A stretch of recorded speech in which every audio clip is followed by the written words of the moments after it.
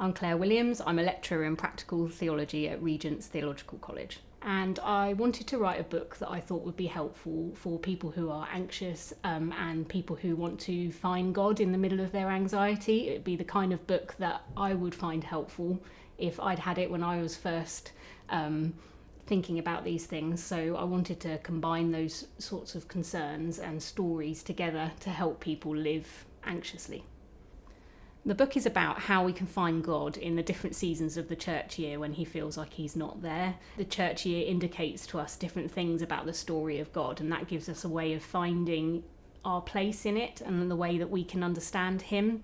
So it really encourages people to look for the glimmers of God when he might just reveal himself in a particular way when we can't see him in any other things.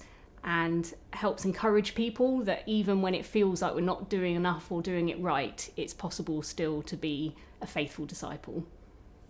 Being an anxious person has coloured my entire life, and it's always centred around feeling like I'm going to do something wrong or blaming myself.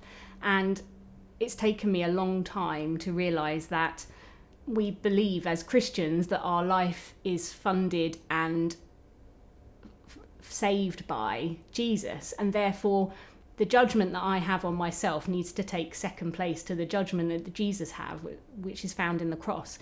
So my life is shaped by that constant realization that anything I'm worried about, particularly about doing things wrong, needs to be thrown into relief, and the relief is of the cross.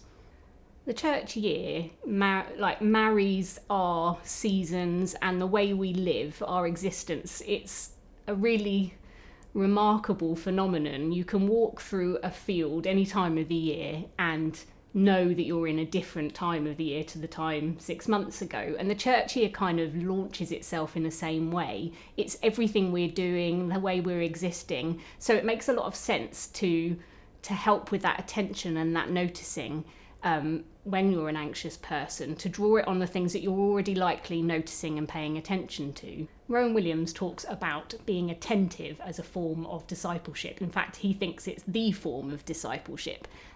You pay attention to Jesus and you go where Jesus goes. And the book tries to think about how we can pay attention to God.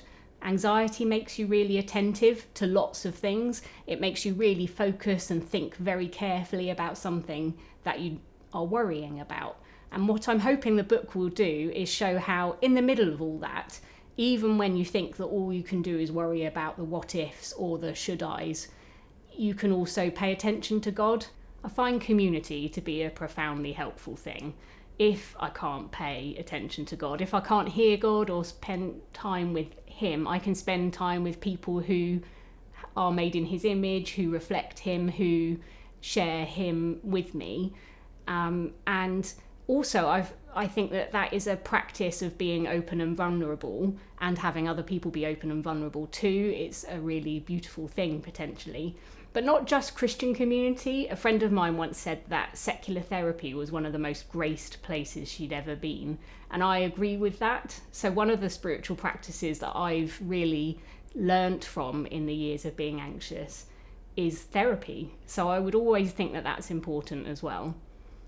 And the other thing I do that I think is helpful is tell stories. I tell stories of times when I've managed things in the past that I'm worried about now, but I also like to think about the stories in the Bible and how they tell us about God. And then that practice of storytelling in those spaces helps kind of narrate a new story in me when I'm anxious.